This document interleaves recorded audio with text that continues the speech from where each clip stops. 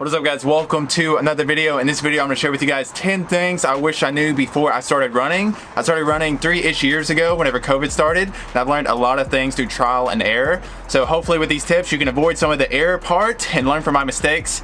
And yeah, we're going to go for a little run and I'll share with you guys the 10 tips. Let's get into it. Okay, so tip number 1 is going to be buy the shoes. Running shoes are going to be the most important investment you make whenever you get started running. Now with that being said, if you ask people online, hey, what shoes do you recommend me getting? They just shout brands at you. They just say, hey, get Hoka's, get On Clouds, get Nikes, and they don't tell you a specific shoe from those brands to actually get. Now me, I want to share with you guys the brand and the specific shoe from that brand that I have tried myself and that I would recommend to you guys to try. Now, with that being said, running shoes are gonna be very personal as well. So what works for me may not work for you, but typically I find the shoe that I like and then I will just keep on buying it. If I wear out a shoe, I just buy the same one because I know it works for me. Now I found myself, I typically fall within the $120, $180 price range. They can be even pricier than that, but it is well worth the investment than if you just got like a $40 shoe from Dick's.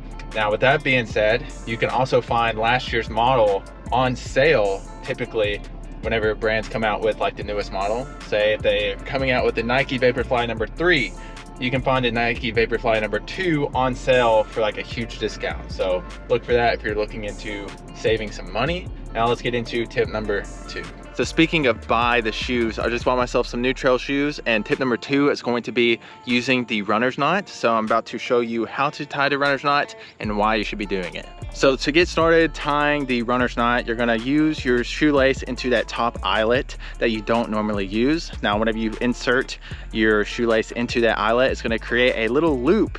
And then from there, you're gonna take each shoelace into the other side of your shoe into those loops, pulling it tight and then tying your shoe as normal. Now, whenever you first start using the runner's knot, you're probably gonna be tying your shoes a little too tight until you get more familiar with it and you find how it works for you. But using the runner's knot is gonna help eliminate heel slippage. Whenever you're running, you do not want your heel slipping in the back of your shoe. And also this will help you avoid blisters on the back of your heels. But yeah, use the runner's knot. Now let's get into tip number 3. Tip number 3 is going to be find a running partner or a group to run with. Having a running partner will definitely help you on your long run days because you'll have someone to talk to the entire time and it'll make it more bearable. Also, hopefully your running partner will help keep you accountable to your goals and your training schedule. But if you don't want to just run with one person, you can find a group to run with. A lot of groups around me, they have specific days, such as Tuesday, and everyone will meet up, go run 3 to 5 miles, then hang out at a brewery afterward. So you can also find a sense of community within running, whatever your types of goals are with running. You can find like-minded people that you could maybe become friends with. But yeah, tip number 3, find a running partner or a group. Tip number 4 is to have patience, consistency, and discipline. And it is self-explanatory. I don't know you or what your goals are, but odds are they are pretty high and it's going to take some time to get there. But if you have patience, consistency, and discipline, you will eventually get there. Self-explanatory. Let's get to the next one. So number 5 is there will be good days and there will be bad days. Some days you're gonna feel like your feet are light as a feather. Your heart rate and your breath is gonna be so easily controllable. And then other days, maybe even the next day, your feet are gonna feel like bricks. You can't catch your breath. You can't get your heart rate down. And you're gonna be thinking, what am I doing wrong? Did I lose my fitness? And there can be a whole lot of variables as to why you have a bad day. Maybe you didn't feel well enough, you didn't hydrate well enough or sleep well enough the night before. Or maybe it could be things out of your control. Maybe it's harder than usual. Maybe it's really humid and your body's having to work a lot harder to keep your body cool. But don't get discouraged by those bad days. Don't think that you lost fitness, especially if you're consistent. And yeah, hopefully tomorrow will be a better day. I'm having a bad day. So number 6 is don't compare yourself to other people. Maybe you find that running partner or that group and you find someone your age and you're like, dang, why am I not as fast or I can't run as far as so-and-so? And running, building endurance takes years and years and years of what we talked about earlier: patience, consistency, discipline. You shouldn't be worried about how fast or how far other people should run. Just focus on how much better you are than you were in the past. That will help solve that. Also, we live in today's age where, you know, you can find people your age anywhere around the world doing way better than you're doing. And that can be demotivating, but stop comparing yourself to other people. Focus on how far you've come from where you started, and you will be in a way happier place.